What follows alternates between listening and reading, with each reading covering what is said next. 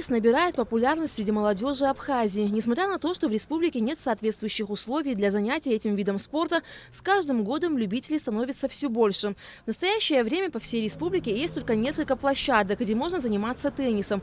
Республиканская теннисная школа, носящая имя героя Абхазии Арзамета Тарба, была основана еще в 50-х годах прошлого века. На этой небольшой площадке 3 теннисных корта, и все они нуждаются в ремонте и восстановлении. Грунт это основной вообще.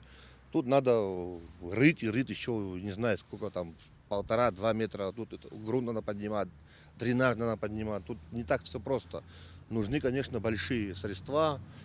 Даже при мне, когда я здесь работал, хотелось бы, конечно, что мало средств, к сожалению, надо говорить правду, мало, не хватает средств. А теннис это самый дорогой вид спорта считается.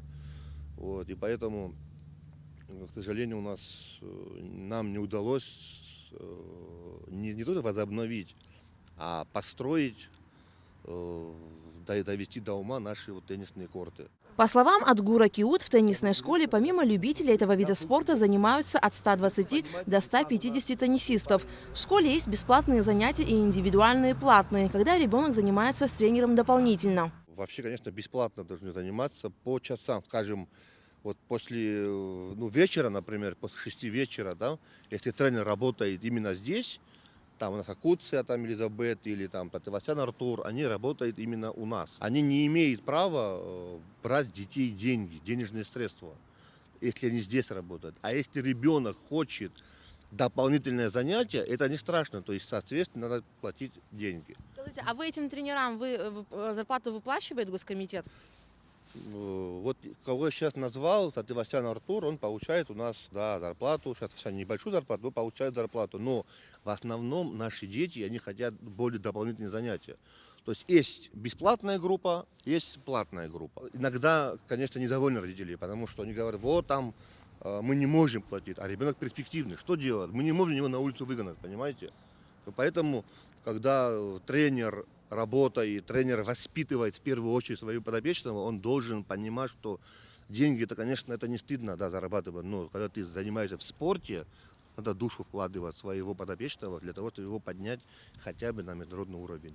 Стоит отметить, что в Абхазии нет крытых теннисных кортов, поэтому зимой дети не могут заниматься на существующих площадках, не позволяет грунт. По словам Адгура Киут, несмотря на все трудности, в госкомитете оказывают всяческую поддержку юным теннисистам, выезжающим на соревнования за пределами республики. Если говорить о развитии тенниса в данное время, то у нас по чуть-чуть, да, вот какое-то идет продвижение. Мы хотим, у нас есть желание ездить на соревнования.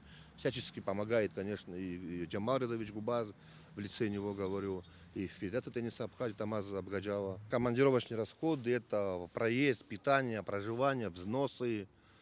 Нахождение их на территории Российской Федерации. Из-за отсутствия крытых теннисных кортов в холодное время года тренеры вынуждены проводить занятия с детьми в спортзалах общеобразовательных школ. Мы попытались связаться с директором республиканской теннисной школы Елизабет Акуция, чтобы узнать, с какими трудностями они сталкиваются в своей работе. Однако она отказалась говорить на камеру. По ее словам, в течение 8 лет она неоднократно озвучивала проблему отсутствия крытых теннисных кортов. Однако ситуация не сдвинулась с мертвой точки. Главный тренер сборной Абхазии по теннису Саид Беби уже много лет занимается с детьми. По его словам, с каждым годом любителей этого вида спорта становится больше и очень много талантливых детей. Однако соответствующих условий для проведения полноценных занятий нет. Если воспитывать профессионалов на сегодняшний день, то без крытых кортов это будет невозможно. Даже открытых, искусственных на сегодняшний день очень мало. Их практически нет. Там один корт в Ишерах есть, один корт в Пицунде есть. И есть сегодня в Самшитовой роще теннисный корт крытый. Это единственный на сегодняшний день крытый корт, но он находится при пансионате, там нам дают возможность тренироваться. А на сегодняшний день, допустим, если столицу учитывать, то здесь нету крытого корта. Здесь очень много детей, и не только детей. Я думаю, на сегодняшний день, если будут крытые площадки, которые будут оснащены полноценно, то и взрослые также могут заниматься. Касаемо госкомспорта, на сегодняшний день председатель Джамал Губаз у нас, он делает все возможное, чтобы помочь теннисистам, и не только теннисистам, но и всем видам спорта. Вот. Также у нас и проблемы не только в крытых кортах, это в дальнейшем и инвентарь, это мячи, это струны, это ракетки, это кроссовки. То есть на сегодняшний день, если даже есть талант, и он из неблагополучной семьи, то очень тяжело, даже невозможно воспитать из него теннисиста, потому что очень много затрат уходит на это. В зимний период тренеры вынуждены находить всевозможные варианты для занятий. Школьные спортзалы или же открытая площадка, как, к примеру, это. Сделали вместе с родителями, с родительским комитетом, нам предоставил директор колледжа возможность заниматься здесь. Мы сделали на волейбольной площадке, здесь баскетбольная. Мы расчертили линии, как бы там дальше есть у нас еще в планах фоны повесить там и так далее. Не знаю, государство тоже обещали помочь нам, чем смогут. Ну, как-то сегодня так.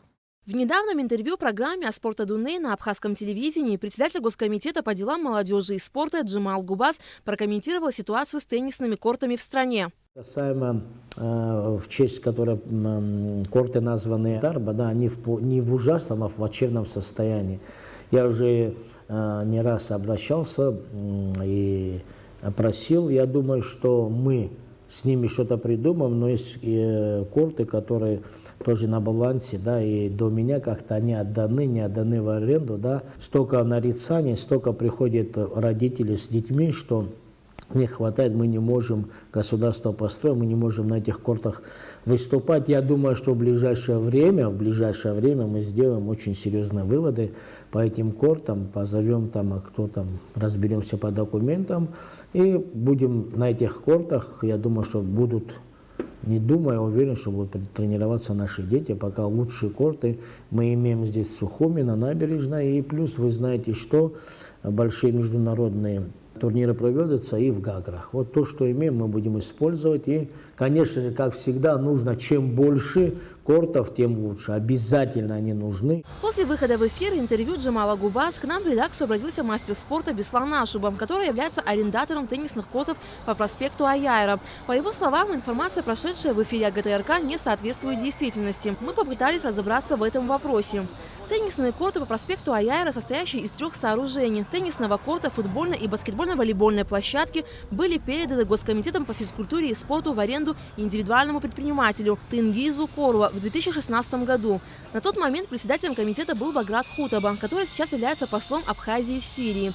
Мы обратились к нему, чтобы узнать, почему гособъект был передан в аренду. Баграт Рашевич пояснил, что не против рассказать подробности, однако по протоколу МИД ему не положено давать такого рода комментарии. Согласно договору, теннисные корты переданы в аренду на 25 лет. Директор теннисного клуба АПО Беслан Ашуба рассказал, что когда они брали объект в аренду, он находился в плачевном состоянии. Как такового теннисного корта здесь не было. Пришлось все обустраивать практически с нуля. Мы своими силами, со своими друзьями, с братьями, с единомышленниками, общими усилиями занялись ремонтом данного объекта, данных кортов. 3 года как сделан здесь корты. Много еще нужно делать для людей, не занимающимся и нехорошо знающим специфику тенниса. Может быть, все выглядит очень красиво и хорошо, но многих вещей еще не хватает. Здесь кортов, можно сказать, не было, была территория. Да, основа была заложена, и спасибо тем людям, которые здесь немало усилий приложили и заложили все это, понимаете. Если бы не было этого, и кортов сегодня тоже здесь не было бы. Арендаторы своими силами провели масштабные работы по восстановлению теннисных кортов. Для этого были привлечены специалисты из России. Стоит отметить, что покрытие теннисного корта имеет немаловажное значение, а именно влияет на отскок мяча и динамику передвижения игроков во время игры. Вот почему на кортах важно качественное покрытие. В теннисном клубе АПО корты покрыты натуральным грунтом. На нем играют только в теплое время года. Когда покрытие влажное, тренировки приостанавливают. Если солнце и погоды нам позволяют, это плюс 14 и выше, когда температура воздуха и когда погода стабильная, тогда на кортах работать можно. Но когда выпадают осадки и становится холодно, на кортах работать прежде всего небезопасно. Директор теннисного клуба «Аква» Беслан Ашуба отметил, что со своей стороны выполняет все пункты договора аренды, своевременно выплачивает налоги и арендную плату. Беслан Ашуба особо подчеркнул, что несмотря на большие финансовые затраты, они не занимаются коммерческой деятельностью. Главная их цель – развитие теннисного спорта. Арендная плата, как мы уточняли и узнавали, она идет напрямую в госбюджет, конечно. И задолженности у нас в этом направлении нет. И все, что мы здесь используем, мы используем в прямом целевом назначении. Вот. И коммерческой деятельностью, если это интересно, мы коммерческой деятельностью не занимаемся. Да, мы взимаем арендную плату. Это арендная плата для определенной категории людей. Это когда приходят любители. Это когда приезжают люди издалека, которые просто хотели бы поиграть в теннис. Но это арендная плата. Если вы знаете, интересовались когда-либо, какие существуют аренды за корта, да, эта арендная плата мизерная. Мы 2 года более чем 350 рублей за аренду корта в час не брали и не берем. Чтобы вы понимали, арендная плата. Арендная плата, еще раз подчеркиваю, распространяется далеко не на все категории. Мы не взимаем денег с детей, мы не взимаем денег с людей с ограниченными возможностями. Арендаторы теннисных кортов пояснили, что для них главное предоставить качественные услуги посетителям кортов. Поэтому они выстраивают взаимовыгодные отношения с тренерами, выделяют нужное им количество часов для занятий с детьми.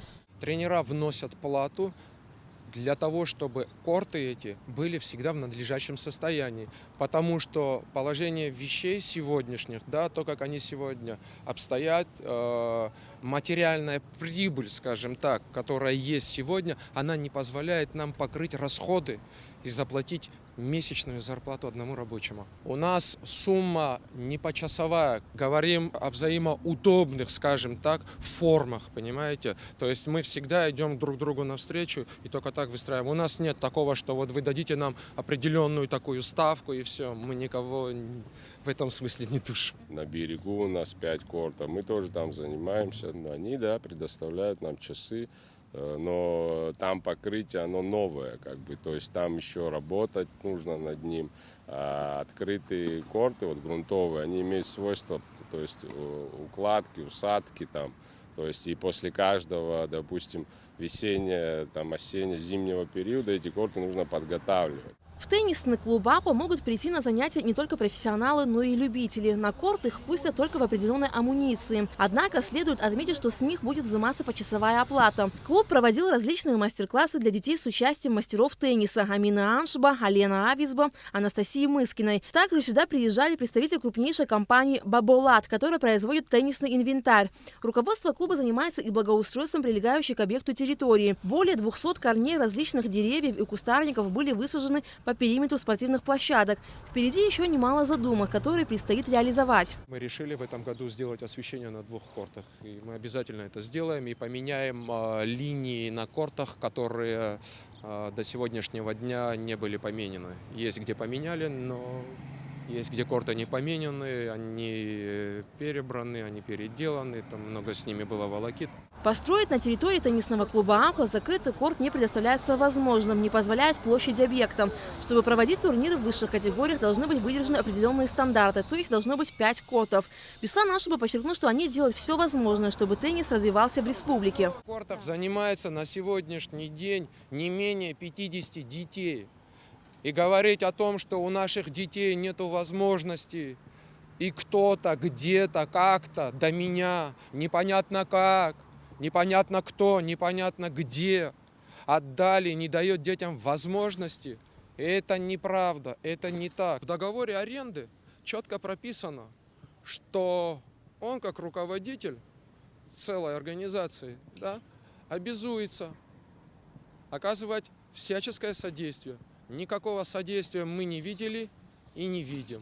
Несмотря на тяжелую обстановку, нехватки как бы крытых кортов, мы пытаемся вести переговоры с академиями, которые находятся на территории Российской Федерации и не только на территории России, чтобы детей, которые выделяются, которые есть, чтобы они все, что наработали, не пропадало, чтобы они имели возможность за пределами республики хотя бы в холодное зимнее время понимаете, тренироваться и работать. Мы заняты только такой работой. Мы занимаемся работой только направленной на то, чтобы развивать теннис в нужном и правильном направлении. Большой теннис – один из самых популярных в мире видов спорта. И так получилось, что юные спортсмены из нашей страны не только увлекаются теннисом, но и показывают отличные результаты на международных соревнованиях. Их успех – хороший стимул, чтобы создать молодежи необходимые условия для тренировок.